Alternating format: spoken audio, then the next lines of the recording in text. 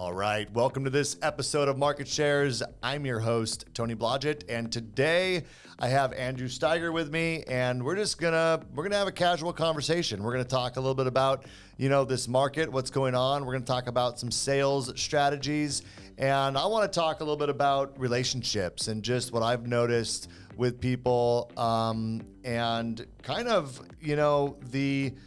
over the last couple of years, it just feels to me a lot like we're in such a transactional mode. Many people who've been in the mortgage industry or real estate industry even for any amount of time had so many clients that were just coming out of the woodwork that were looking to refinance or move up or buy a bigger home or whatever. And when there's that much of a frenzy in the market, I think what happens is that we tend to become transactional in our interactions with the people that we're dealing with because we have so much business coming at us that we forget that each one of these families that we're helping, each one of these referral partners that might be referring us business, these are relationships that we value and they're important. And we probably wouldn't even have had this transaction had it not been for a previous relationship of some sort, but we get so busy and we start focusing on these transactions. And I think that we're in the market now where we need to be very intentional at kind of deprogramming this mindset that so many of us have probably been in for the last couple of years. So Andrew, how does that hit you? Does that seem like something that you're seeing in the market today? Yeah. I was just telling you, I got off a call with Dan Keller talking about how much I need to slow down and kind of get back into that relationship mode, trying to listen to people more where we were just kind of order takers, as everybody's saying, using that phrase recently, which was totally the truth. You didn't really have time to slow down the last couple of years. So yeah. I agree. I almost kind of had to retrain myself, and I'm working on that now to start scheduling, not just clients, but scheduling business planning meetings with my top referring agents again, reaching out to other business professionals, not just real estate agents, but guys and gals that work in financial services all over the board that I did talk to a lot that did refer me business over the last several years since I got into the business. But I got to admit, I kind of dropped the ball there just for lack of time, but we're getting back to it. It's kind of like riding a bike. A lot of the times you just really need to pick up the phone and make the phone call. And I think everybody on the other end of that phone is waiting to talk to a human again and not just take those orders from their clients. So it's actually working out. I just need to get back on the bike. Yeah. Really. Well, I think where we have to be careful though, I think it's good to reflect on this and realize that we've all got into transactional mode, but here's where we got to be careful is that the market has really slowed down. For some people, it's slowed down drastically. I see people that were constantly putting up decent numbers over the last couple of years, and some of them literally have zero closed loans, over the last month, or very few loans in their pipeline. And so what we got to be careful about is that as we recognize that we need to focus on relationships, we can't focus on relationships with the intention of getting a transaction from that interaction, right? Because that's very disingenuous. So I think that what we need to do is really be unattached to the outcome of the relationship, because that's where it all started. Like when you think about a referral partner, the first time you met them, you had no expectation that they would be like, oh, hey, it's great to meet you, Andrew. Hey, could you call this client this afternoon?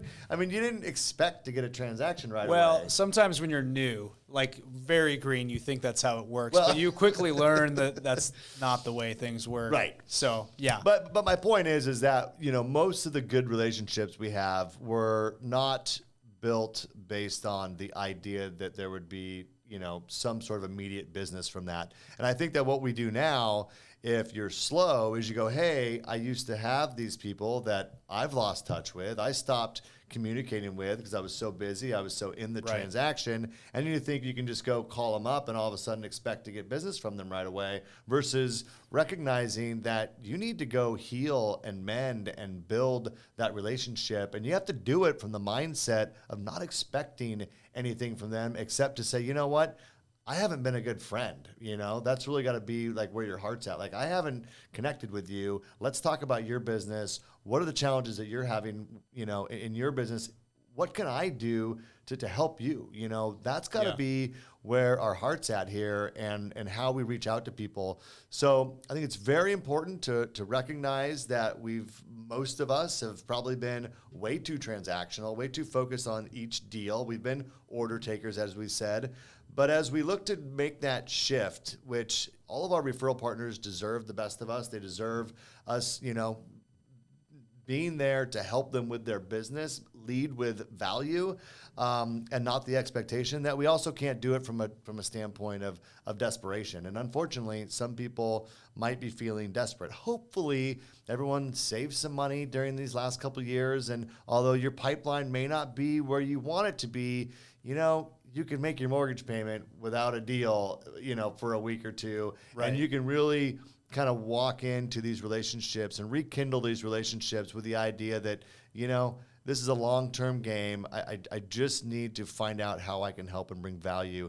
Because I'll tell you this, is that I've talked to a lot of realtors recently, and I've talked to a lot of loan officers around the country as I've been to a couple different sales rallies lately. And this is what everyone's saying, is that their realtor partners are starving for conversations and ideas on how they can win more listings, how they can motivate more of their clients to purchase in this market where there's a lot of fear, there's a lot of concern. I don't know about you, but I watch a lot of YouTube and different, industry specific channels and even a lot of investment type channels. And I am kind of blown away, even by some people that I really value their opinion most of the time, that are very doomsday about the real estate market. And I'm like, and that's unfortunate. It's funny, right when COVID broke out, your number one advice to me was stay positive, because you're going to attract people and they're going to want to be around you in these very negative times. And, I have stopped following certain people on social media, YouTube, wherever their platform is. If it's negative, I'm gravitating towards guys like you and Dan. Todd Duncan's one that I love. He's always positive. You're right. That law of attraction, it just breeds success over time. You can't get bogged down by the negativity. And, I think one thing too that's missing, this is why I love that you brought Dan on, because he's always been a strategy guy. Everything that he's preaching on his social media platforms is about how he's helping his clients, and not just, here's the minimum credit score that you need to qualify. Here's what debt to income ratio means. He's going in depth with the seller buy down strategies and, a lot of the new programs that we've created through the buyer accepted program. And, one thing you mentioned with making all the money that we did in the last few years, it's slow right now, but if you did this right, and I think a lot of us did, we put a lot of that away. There's really not as much pressure to get those quick sales as there were like when I started in 2018. And now we're in a really we're positioned well to step back, slow down, know that things will turn around, but it's going to take a little bit longer. And for me personally, I'm having more time than ever to do and put together like a seller buy down strategy and present that to my agents. Whereas before, it does take some time, right? Dan doesn't just come in here and because his video is 3 minutes, doesn't mean he only prepared for 3 minutes. Right. He'll tell you he was up till 2 a.m., after his kids went down, and he spent 6 hours preparing that presentation. And again, in a heated market, you just can't do that. So if you're thinking about what to do and all of these ideas that, are compiling, but you're not taking action, there's really no better time. And so, plug in, just really copycat what you guys are talking about.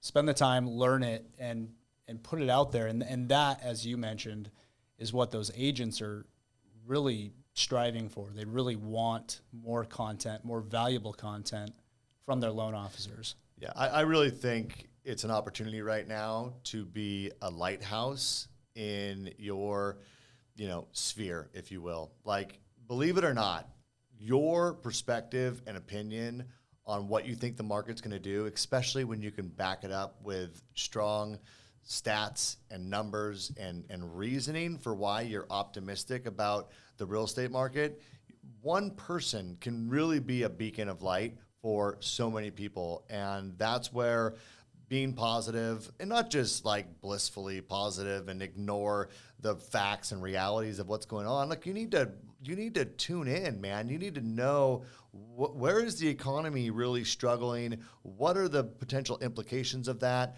But what's the real driving force on the what's driving the housing market? And look, I've said it on this podcast. Right now, our biggest issue is affordability. Okay, we have so many first-time home buyers, and even not first-time home buyers, move-up buyers, or people that would love to relocate that have either a really low interest rate, and they're concerned that if they move up into a house that is more, better suited for their family, but with a 3-point higher interest rate than what they were looking at before, the payment just seems like it's insurmountable. That's really that's really where we need to build strategies around dealing with that challenge. But here's what hasn't changed. What hasn't changed is that there's still a housing shortage. There's still, builders built 5 million homes in the last 10 years when they should have built 20 million homes in the last 10 years. That hasn't changed. The millennials are the largest generation, and they're peaking over the next 2 years of millennials in that prime age to buy homes, family creation, so on and so forth, in their early 30s. That hasn't changed. So we didn't all of a sudden lose all the buyers. The demand is still there. The shortage of inventory is still there. Really, what's risen up as the catalyst to this slowdown, in my opinion, is fear. Just people being uncertain about what's going to happen. They think it's going to be 2008 again, and right. Values are going to crash. So fear and affordability, in my opinion, are the two things holding people back. And when you can be that lighthouse of confidence about what the market's doing, don't deny that it could pull back in some markets. It probably will. It already has in many. We are seeing price reductions, but that's a far different thing than a massive meltdown and crash in the real estate market. And the reality is we're already seeing interest rates. In my opinion, I think interest rates have peaked. I think we've seen the highest rates. We've already seen them come down a little bit. And I think that as we move towards the end of the year, they're going to continue to come down.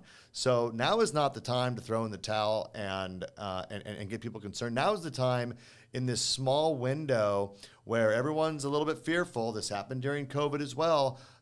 That only lasted for a few weeks. This is lasting for a few months, but we're seeing more inventory. There's more options. There's less bidding wars, but don't kid yourself.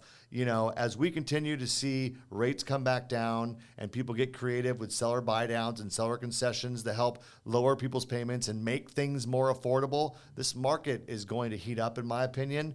And that's what I'd be talking about with my referral partners, because they need to hear it from you, and it's true. And so that's what I'd be focused on. Well, and I'll make one point too. Like, you talk about the economics of it. I mean, there's just no foundation for the fear that people are talking about. No crash, turnaround in the market's not going to be what people thought they were compared to 2008. And it seems to me, and I'm a guy that's kind of an econ nerd. I like watching the markets, but it's really easy with all the resources now and all the people you can just copy scripts from, like yourself, Barry Habib, guys that really follow the markets really well. Dan Rawich, Rawich. I don't know, yeah. Oh, sorry, Dan. Don't know you yet. I'm sure he's watching. Don't know you yet, yeah. But it is easy to put yourself out there as the knowledgeable profession. And I used to struggle with confidence in that regard. But over time, the more I've subjected myself to that content, it just naturally rubs off on you. And then you start to see the ridiculous arguments against what we all know is true, like supply and demand. And it just becomes so easy to then convince your clients of. When it becomes easy and you've spent the time investing and learning these things, well, then you can easily become that lighthouse, that beacon of hope, because you can trust your message. You know that it's true. But it is positive. I mean, right now, the outlook for homeownership is positive. Yeah. So I don't see how you can ignore that right now. It's a huge opportunity for any loan officer that really just wants to invest. What is Barry's morning message? Like 5 minutes? Yeah. 5 minutes a day. Give it 2-3 months, and you'll be more knowledgeable than anybody that's going to come argue, the market with you. So that's my take on it. Yeah. Well, I think all that. If you're not watching Barry's update, if you're not watching Dan's update, Dan Rawich, I'm also in his market mentor group. I get his Sunday, video that he does. That's one's closer to 20 minutes. If you're not watching a handful of people that know, like, and trust on YouTube that are giving you good, updates, I do that stuff all the time. If you're not I'm watching mortgage coach videos, and I don't even originate loans. I don't originate loans. I haven't since 2012, but I'm taking in more content and creating more content than a lot of people who are claiming that their full-time career right now is mortgage origination. I'm sorry, but you're not working hard enough. You're not taking in enough knowledge and understanding if you're not tuning into those things, because that is what is going to sharpen your sword to the point that when you walk into a real estate office or an open house or call on a realtor that either you lost touch with or you've been wanting to reach out to, when 5 other lenders or 10 other lenders are reaching out to them as well, that's what's going to set you apart. Right. And that takes practice, and that takes work, and that takes repetition. And if you're not doing that, then don't be surprised when you're not winning. Yeah, and I would even add to that, like, if you find yourself not enjoying that content, you might want to be asking yourself, what kind of a mortgage professional do I really want to be? And it's fine to only do a couple deals a month, but if you're trying to set yourself apart and be doing 10 plus deals a month, again, people are only going to surround themselves with you if you're bringing that kind of knowledge and attention to the market. So, I'm kind of a nerd. I know you are with that stuff. We enjoy sitting down and watching or reading the Malden report, when it comes out on Barry's, newsletter every week. So, yeah, just be truthful with yourself. And I think the more you dive into it, even if you don't like it initially, once it starts to make more sense, you enjoy it because it makes your job a lot easier. Yeah. Well, and I think that even, don't be afraid to, put your best advice out there, do your research. But then, you know what? Even the smartest economists are not right all the time. And, there was a point when rates started going up that I had said, it's very possible we see rates come back down before they go back up. And we did see a few waves of that, but really what it was dependent on was inflation. And so I said, look, I think rates are going to come back down if we don't see inflation continue to run rampant out of control. Now, you could say, well, you said rates were going to come down and they continued to go up. I said, yeah, but I also said it really depends on what inflation does. And then secondarily to that, it depends on what the Fed does in their attempt to fight inflation. So don't be afraid to put yourself out there and be bold in your predictions. You can give caveats. You can say, this is what I think it's going to do because of this, but if this changes, it will change the outlook. And then when the time comes, I watched you and you said rates were going to get better. It's like, yeah, I said they were going to get better if inflation stayed transitory as they were predicting. Guess what? That didn't happen, and here we are, and here's how it resulted. But let me tell you how I think it's going to play out moving forward. And then you get the liberty of taking the current market data and then giving your best prediction. But you know what? If you're never bold enough to state what you think is going to happen and put yourself out there, then you're not putting enough pressure on yourself to get it right. So listen to that. That's really important. Like, if you're not willing to be bold and stand behind what you're saying, then you're not going to do enough research to support your position. And you're never going to have the level of education that someone out there that's confidently speaking about the market is doing. It puts pressure on you to be better when you're willing to do that. And I don't mean even on a podcast. I mean, even when you're talking to a borrower or a real estate agent about your confidence in the market. Yeah. Like, you're putting yourself out there, and they're like, really, you think that? Why do you think that? Well, you better be ready to give some points on why, and it makes you better. Well, and that's a really good point you bring up. Early on, when I would kind of fake my confidence in what was going on, first couple of years, I wanted to sound professional, and I would start talking down a path that I couldn't back myself out of. I'd get a tough question and it didn't go over very well, or I didn't have a good follow-up answer. But that's what drove me to continue learning and watching Dan and Barry every day. And you're absolutely right. It's kind of put pressure on yourself. Yeah, well, you scheduling these, I don't understand the pressure. I could never understand the pressure behind doing my own podcasts, but you come in here locked and loaded every time, so it's impressive. Well, thanks. Well, look, what I really wanted to emphasize today, and I'm glad we went down this journey, was relationships. You mentioned Todd Duncan. He was gracious enough to come out to an event that we hosted just last Friday. So Todd's actually the one who reminded me about this idea of relationships, and it's so right. I think back to as I built my career, I was never expected the deal. I just wanted to meet as many people. I wanted to answer questions. I wanted to be a friend. I wanted to give advice. I wanted to build relationships. And if you focus on relationships, I'm telling you, the business just comes. I can't even explain to you exactly how it works. Now, I think that there's, you got to ask for the deal once in a while, and you got to let people know that, getting referrals is important to your business and all that. But it starts with relationships. And I feel bad for salespeople today because I don't know that it's necessarily your fault that you fell out of practice, because we've never had a market like 2020 and 2021 where there was so much business. But I do hope that this is a reminder to folks that you might be focused on the wrong things, and you can't be desperate for that next transaction. You just have to start being a better friend. You need to focus on rebuilding and building new relationships and focus on the long game. And that's what I love about you. You're a saver.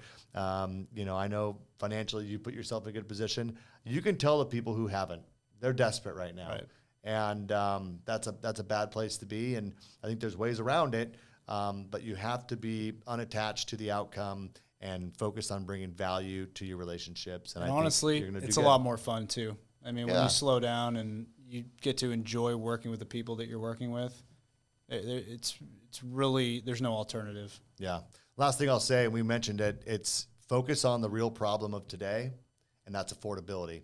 So, seller buy downs, educate your agents, get creative. If there's different loan options that are going to, buy downs is one. I did a whole episode on buy downs. There's, really good 2-1 buy downs. There's even 3-2-1 buy downs, that can be funded by a seller or a builder in a new construction situation. Look for ways of solving at least the short-term affordability issue. And I think you're going to be solving most people's problems. We can get them beyond the fear of what's going to happen in this market. But what we have to do and where we can bring strategy is finding ways of making that payment more affordable, and get people out there looking for homes and finding homes in this market where there's so much more inventory for them to choose from. You don't have to settle right now. You can actually do a home inspection and get an appraisal and all those things that you couldn't do, and find a home that fits your family's needs. But trust me, the frenzy will be back. We didn't even talk about this yet, but we did see second quarter GDP numbers come out, and based on the original definition of a recession, only takes two, right? I'm not going to get into that, but technically we're in a recession, and we've talked about this. We know what happens in recessions. Rates will come back down at some point, and that's just going to drive more demand. So, I mean, it's a good time right now. I think it's a great time. I think the Fed is a little overzealous and they're pushing a little too hard, but yeah, it's a good time, as Tony said. So I'm gonna end with this, and I'm gonna give 100% of the credit to my friend Todd Duncan, who hopefully everyone that's watching this is going to Sales Mastery this year. I'm excited for the 30th anniversary, but I gotta give Todd a plug because we were talking about fear, right? That we got fear to deal with, right? And then we got affordability. So Todd mentioned that there is an analogy, or not an analogy, an acronym for fear that you might want to consider embracing, which is feeling excited and ready. I like it. Feeling excited and ready. I don't know about you, but I'm excited and ready. This market creates opportunities. People, top producers are built in markets like this. Newer people that have not had struggle, when you can make it through a market like this and come through on the other side, it's markets like '08 that made guys like me. Like I can look back to '08 and say, man, you made it through the crash. Well, guess what? This is the biggest shift we've seen in interest rates ever. And coming off the biggest 2 years that we've ever had, this is a market that can make your career. So feeling excited and ready is how I am going to take on fear and focus on your relationships. And Andrew, thanks for jumping in and spitballing this conversation with me. This has been good. I'm even more excited and ready after this. You should be. All right. Well, guys, that's this episode of Market Shares. Thanks for taking your time and attention to watch this. We're looking to grow our base. So tell your friends, tell your family. And if you haven't already liked and subscribed to the channel, please do so. Give us a comment down below. Let us know what you think about this content. And if there's anything else that you want us to talk about and unpack on Market Shares. Until next time, take care.